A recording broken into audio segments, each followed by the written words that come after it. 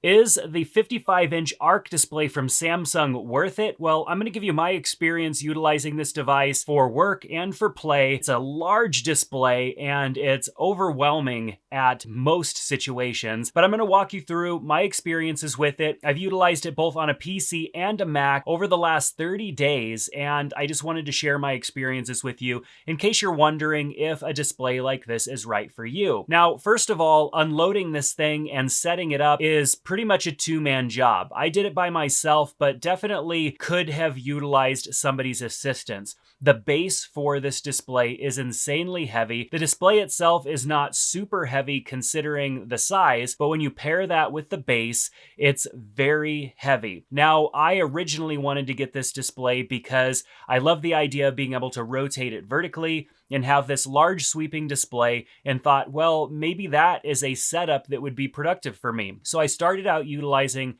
this display connected to my Mac. I spend most of my time on my Mac doing work, and it's a MacBook Pro M1 Max, and so I connected the display to that. And it was a great experience. I really enjoyed having that much screen real estate, but it was a little distracting having so much space. Having to look all over my entire desktop to find things if I wanted to utilize the display and have different applications open in different areas on the display. I'm constantly kind of whipping my head over from side to side, looking and just having kind of information overload, because you can't work with an application wide all the way across, like full screen. It's just not going to work. You're going to have to bring it into the middle so that you're not just whipping your head around and dragging the mouse all over the place, losing the mouse half the time because you've got so much screen real estate. You really have to figure out, how do you set up a display like this so that it could be productive for you? So I had my browser and some applications set up on the side, and I felt like I had a pretty good dashboard setup for work. It did work out pretty well that way, but having so much stuff as a distraction on my display, I found was not good for my productivity,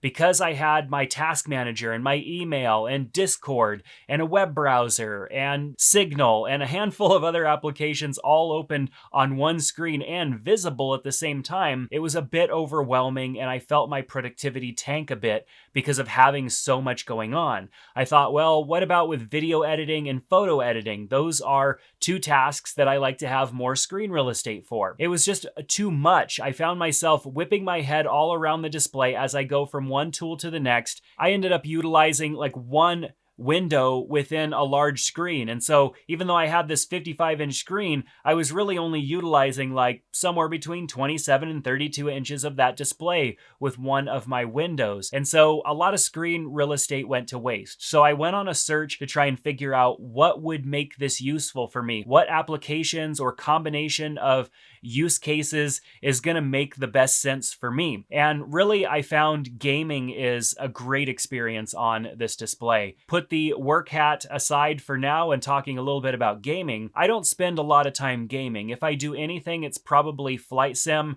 and that is rare. I definitely want to spend more time doing that, but utilizing that with this Arc display was fantastic. Having so much screen real estate, having it kind of wrap around me a little bit, so when I looked to the left, I'm actually looking out my left window and not just looking and I'm staring at the same screen, but everything is moving drastically. I felt more immersed in the experience of playing the flight sim on this large display. And I've seen people with setups of 3 of these displays, really wrapping all the way around them. And gosh, that's got to be a cool experience, having so much screen real estate available for a more immersive experience. Played some Fortnite, which I definitely don't play very much. I started playing a long time ago with my kids and haven't really played much in the last couple of years, but I jumped into Fortnite and felt like that was a good experience to have such a large display. I felt it was a little laggy, and I think it had to do with the refresh rate, and I had a software updating in the background, but overall it was a great experience. I got 2 kills in, which I felt great considering I haven't played the game in a couple of years. And then I jumped into a couple of other games where I was just getting destroyed left and right, and so I decided to quit before my ego was totally demolished. But gaming, it was a great experience on this display. Sometimes I would also, throw it into split screen mode and utilize YouTube on one side and productivity on the other side. I rotated the display up 90 degrees and tried the stacked displays, but found that the resolution suffered too much for me. I would want it to be 4K horizontal still, and it's not 4K horizontal when you rotate it all the way around. It just didn't seem clear enough for me. I felt like I was using maybe 3 stacked low resolution displays and just didn't find that that experience was really good for me. So horizontal all the way with this display, unless I was going to do something like having a whole bunch of stock tickers going and I was going to get back into day trading, I might want to utilize a display vertically like that. But horizontal, best for my productivity. I definitely enjoyed on the PC using power tools so that I could separate the windows and have my hot zones to drag windows and drop them into place. That made for a much better experience. Of course, you can do that on the Mac, but there isn't really any software where you can set up a nice grid and this drag and drop, or at least that I know of. Maybe if you know of one that's exactly like power tools on the PC, but is for the Mac, definitely let me know. But using Magnet and some of these other apps to drag and drop into positions, it was fine. It just, I don't know, I couldn't find a good separation and also organization for my windows on the Mac, and it was more challenging for me to use this display on the Mac. I actually ended up taking the display off of my main desk and moving it over behind me much quicker than I thought that I would, because it just wasn't as great of an experience for me on the Mac, because I found myself using Windows in a smaller environment with so much screen real estate to waste. Now moving over to the PC and having all of my windows up,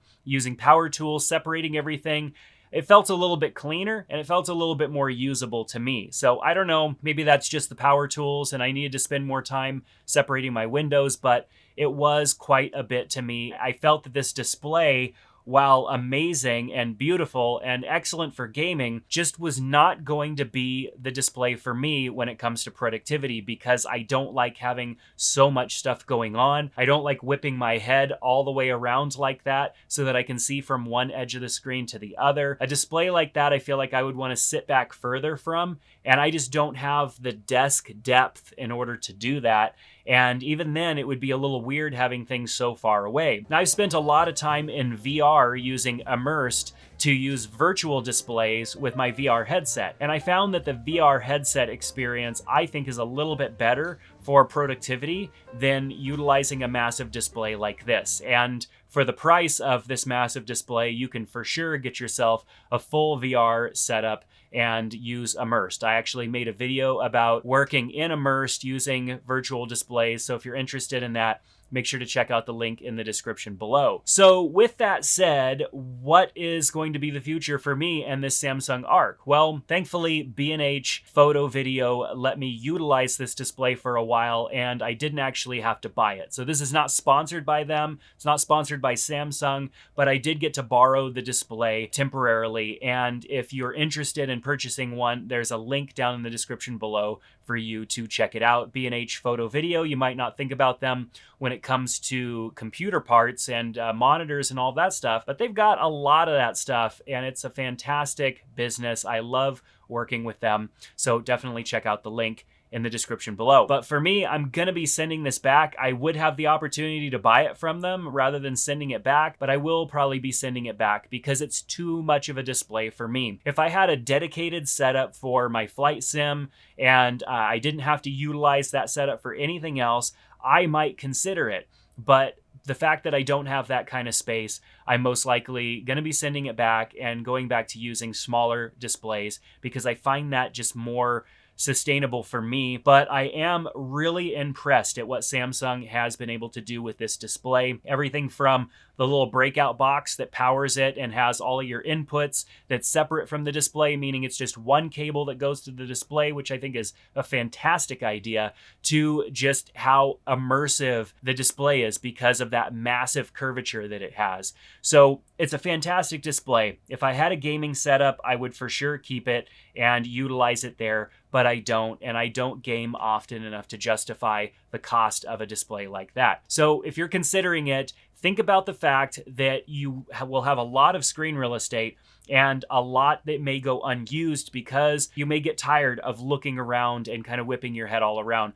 But if you have a better environment set up for your work and play than I do, then I don't think there's any better display on the market right now, because you get full 4K resolution, you get high frame rates, fantastic for gaming, and then also it's got TV built-in interface and a lot of different things that you can do utilizing the Samsung interface that's built into the Ark 55-inch display. So let me know what you think down in the comment section below. Is this a monitor that you've tried or that you've experienced? Maybe you have one. I'd love to get some feedback from other people down in the comment section below. If you have any questions about it that I can answer for you, definitely ask down in the comment section. But that's going to do it for this video. Give it a thumbs up if you found it useful. Subscribe to the channel here so you can get updates, and I'll see you back in another one soon. Take care.